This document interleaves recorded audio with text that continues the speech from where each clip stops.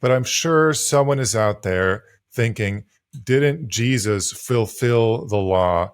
And somehow, if you line up all the words right, and and if you read enough NT Wright, you can technically make a situation where he fulfilled the law. Wasn't abolished, but he fulfilled it.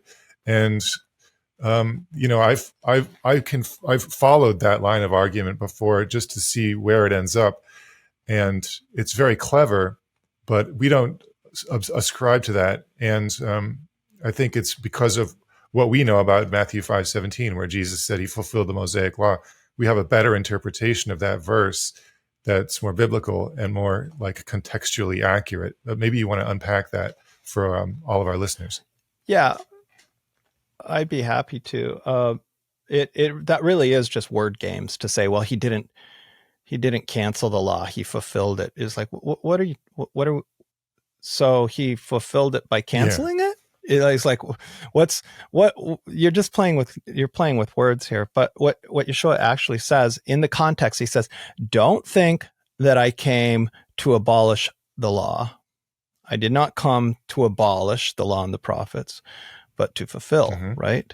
And so there's really two ways that fulfill is understood in this context. I mean, two ways that you could understand the concept of fulfilling the law and the prophets. And the one is the fulfillment of the prophetic expectations. Okay, that might work for the prophets.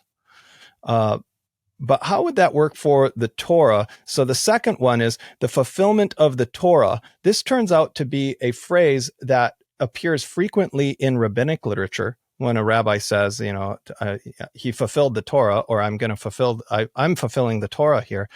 It refers to keeping the law and correctly interpreting the law so that it can be properly kept. So if you give a bad interpretation on the Torah, if you give a bad interpretation on the commandments, you failed to fulfill the intention of the law, right?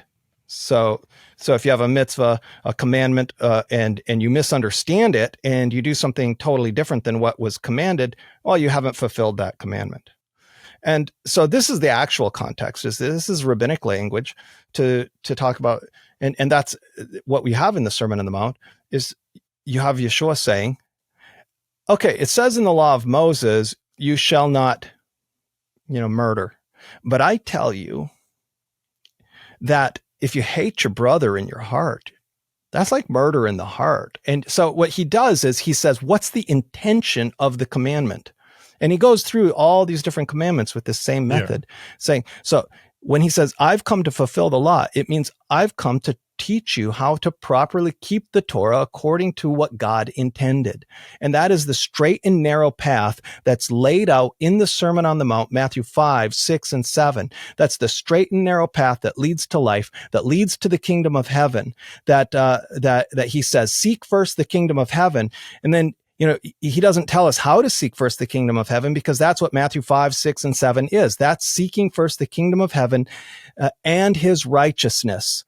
And all these other things will be added unto as well. And he's fulfilling the law by properly explaining the scriptures to us and God's intention in the scriptures so that we can stay on that straight and narrow.